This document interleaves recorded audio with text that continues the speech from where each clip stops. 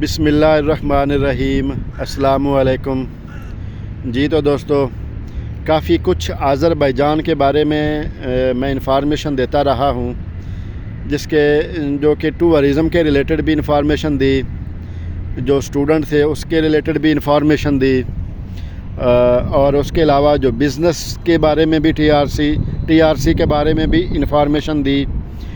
और अब मैं इस वक्त इस्तांबुल में हूँ और काफ़ी लोग इस्तांबुल के बारे में भी पूछते हैं, तो काफ़ी लोग इस्तांबुल से यूरोप के बारे में भी पूछते हैं, काफ़ी लोग इस्तांबुल से जो इलीगल वे है यूरोप का उसके बारे में भी पूछते हैं। तो जो इलीगल वे है उसके बारे में तो मैं इन्फॉर्मेशन नहीं दे सकता, ना मैं दूंगा।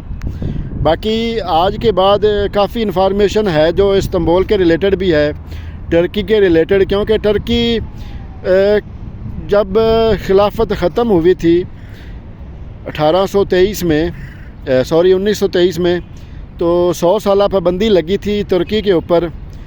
तो उसके बाद काफ़ी पाबंदियां थी और काफ़ी कुछ चेंजिंग आ रही थी तुर्की में। तो अभी चूँकि 2023 में इनकी पाबंदियां ख़त्म हो रही हैं, कुछ महीने बाकी हैं, और उसके बाद काफ़ी कुछ बदलने वाला है टर्की में, इस्तांबुल में। और इस्तांबुल से जो लोग बिज़नेस के लिए आना चाहते हैं, आज के बाद काफ़ी इन्फॉर्मेशन है जो मैं उनके लिए भी शेयर करूंगा, और काफ़ी इन्फॉर्मेशन स्टूडेंट के रिलेटेड है। चूँकि यहाँ पे जो पाकिस्तान से स्टूडेंट आते हैं उनके लिए भी काफ़ी कुछ है, क्योंकि कुछ ऐसे हैं जो स्टूडेंट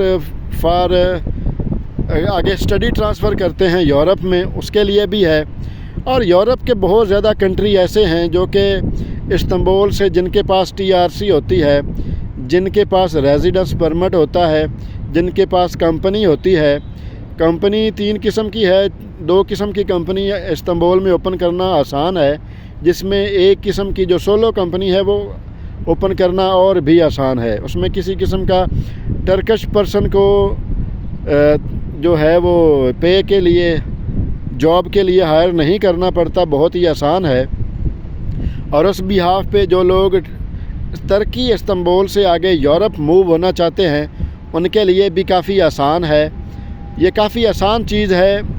काफ़ी आसान कंट्री ऐसे हैं जहाँ से आप इस्तांबुल से आप जो है वो मूव कर सकते हैं, लेकिन उसके लिए आपको टर्की में कम से कम 3 से 4 माह लग जाते हैं, क्योंकि टर्की इस्तांबुल की जो टीआरसी है उसकी आप अप्लाई करने से लेकर आपको टीआरसी रिसीव होने तक 40 to 60 डेज़ लग जाते हैं। तो फिर आगे बाकी जो 40-60 डेज़ हैं वो आगे आपके प्रोसेस में लग जाते हैं। तो इस तरह यूरोप जाने वालों के लिए कुछ यूरोप के ऐसे कंट्रीज़ हैं जो यहाँ से आसान है, जैसे कि अभी क्रोशिया, वो भी आसान है, काफ़ी लोगों को वीज़े दे रहा है। उसके अलावा लटविया, लिथुआनिया, इटली, स्पेन, ये चूँकि टूरिज़म के लिहाज से इटली, स्पेन ये भी मशहूर हैं, और जो मशहूर कंट्री हैं टूरिज़म के लिहाज से इनमें आते हैं, और यहाँ से इनका वीज़ा लेना भी आसान है। तो मैं इंशाल्लाह डिटेल के साथ 1 by 1 जो है वो टर्की के बारे में भी वीडियोज़ अपलोड करूँगा, और उसके अलावा जो स्टूडेंट है उसके बारे में भी इंफॉर्मेशन शेयर करूँगा। उसके अलावा जो लोग बिज़नेस के लिए आना चाहते हैं और जो लोग प्रॉपर्टी के लिए भी आना चाहते हैं, क्योंकि प्रॉपर्टी का भी एक ऑप्शन है इस्तांबुल में।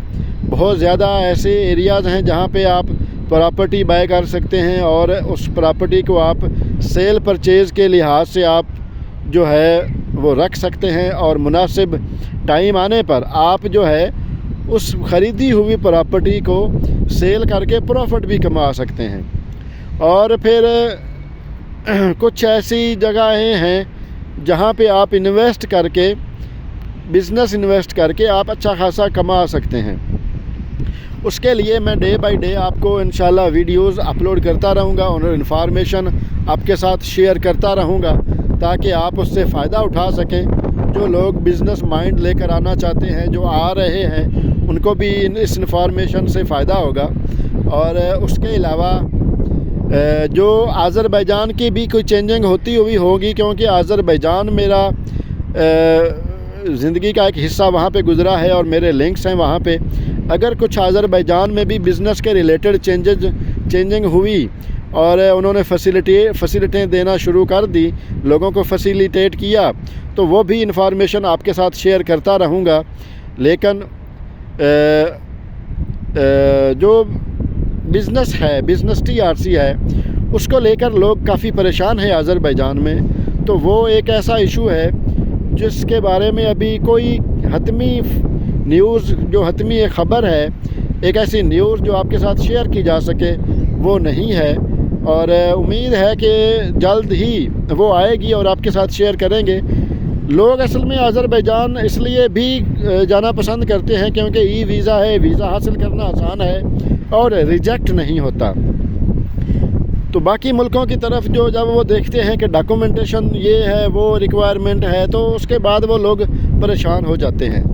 تو میں بتاتا چلوں ان کو، جو پریشان ہوتے ہیں، تو مشکل کے بعد ہی آسانی ہوتی ہے. اگر آپ کسی ٹارگٹ کو اچیو کرنا چاہتے ہیں تو اس کے لیے آپ کو تھوڑی محنت کرنی پڑے گی، اور اس محنت کے بعد پھر جب آپ اس کے سہولیات سے آپ خوش ہوتے ہیں، اس پیسے سے، اس جاب سے، اس بزنس سے، تو پھر آپ جو ہے وہ پھر مزید اس سے آپ کو خوشی ہوتی ہے. باقی ترکی میں ابھی جو نیو ایئر کے بعد جو ہے، پہلے تنخواہیں کم تھیں، لوگ جو ہیں وہ کافی پریشان تھے کہ تھوڑی مہنگائی زیادہ ہو گئی ہے، لیکن تنخواہیں زیادہ نہیں ہیں، 6,000 7,000 ہیں. اب ترکی میں جو ہے گورنمنٹ نے اناؤنسمنٹ کی تھی 8,500 لیرہ جو کم از کم ہوگی، تو لیکن وہ 8 گھنٹوں کی. تو یوں کہ ترکی میں 12 گھنٹے جاب کا ٹائم لیا جاتا ہے، تو 10,000 لیرہ جو ہے وہ ترکی میں تنخواہیں کر دی گئی ہیں لوگوں کی. ابھی ایک میرا دوست ہے، وہ ایک فیکٹری میں جاب کرتا ہے، تو اس نے مجھے بتایا کہ ابھی جو ہے 10,000 لیرہ جو ہے ان کی تنخواہ کر دی گئی ہے. اور اس کے علاوہ سیچرڈے سنڈے چھٹی ہے، 2 دن چھٹی ہے. اگر سیچرڈے کو وہ جاب پہ لوگوں کو بلائے گا تو وہ ان کو ایکسٹرا پے کرے گا، لائک 300 لیرہ اور 350 لیرہ. تو اگر وہ نہیں بلائے گا تو منتھلی جو انکم ہوگی وہ 10,000 لیرہ ان کی کر دی گئی ہے. تو یہ بھی ایک اچھی نیوز ہے. 10,000 لیرہ بھی 1 لاکھ سے اوپر بن جاتا ہے. 1,000 یا 1,500 لیرہ تک منتھلی خرچہ آ جاتا ہے، باقی 9,000 لیرہ جو ہے وہ بچ جاتا ہے، جو کہ 1 لاکھ تنخواہ بنتی ہے. تو یہ ایک ہینڈسم اماؤنٹ ہے ورکر پرسن کے لیے. ٹھیک ہے دوستو، دعاؤں میں یاد رکھیے گا. انشاءاللہ آپ کے ساتھ نئی انفارمیشن شیئر کرتا رہوں گا. تب تک کے لیے اللہ حافظ.